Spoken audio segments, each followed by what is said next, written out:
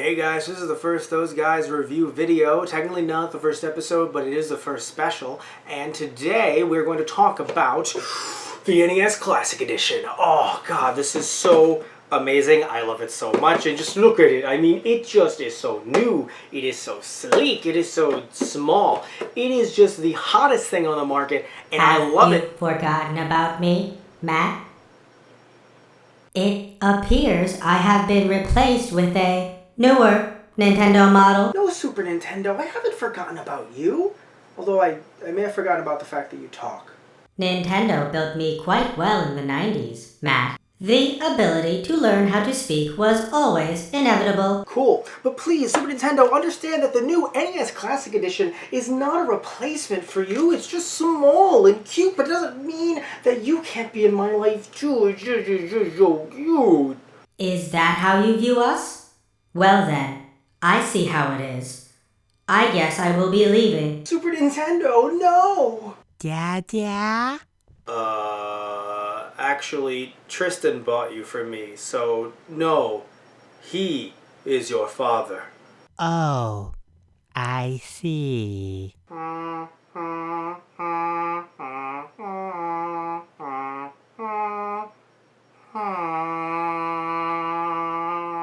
Anyway, let's start the review.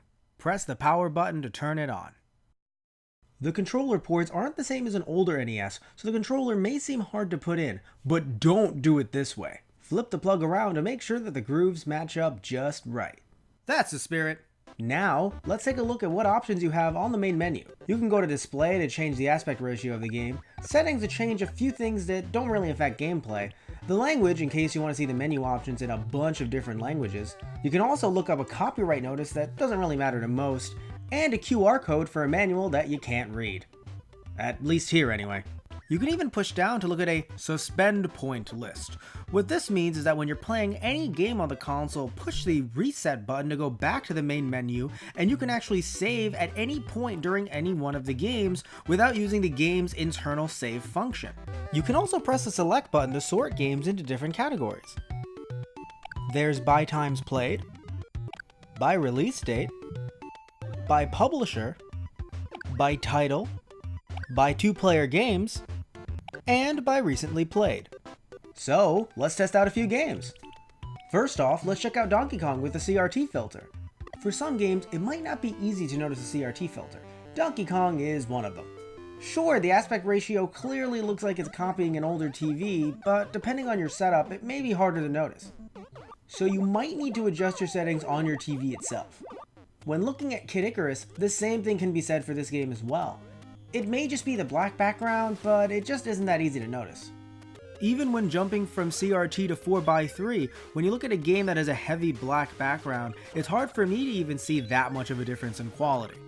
And now, let's look at the original Legend of Zelda's 4x3 quality versus the pixel perfect quality. You might not be able to notice a big difference when looking at the title screens alone, but when you look at the gameplay footage itself, there's a pretty big difference in quality. One of the games where you can see the full effects of the CRT mode is the first Super Mario Bros. Let's take a look. Wow. How old am I? What year is it? Oh god, I'm so old. This game looks amazing. Well, I mean, like with the CRT filter, amazing. Obviously, when comparing it to the pixel perfect version, it's a whole different kind of amazing. The best thing about the pixel perfect version is that there's literally no lag at all. It didn't matter which game I played. No matter which one I put on, it felt like there was no delay when I pushed any one of the buttons. And yet it still looks that good. One fun little thing about the system is what happens when you don't touch any buttons at all. Just put the controller down and stare at the screen, and then this'll happen.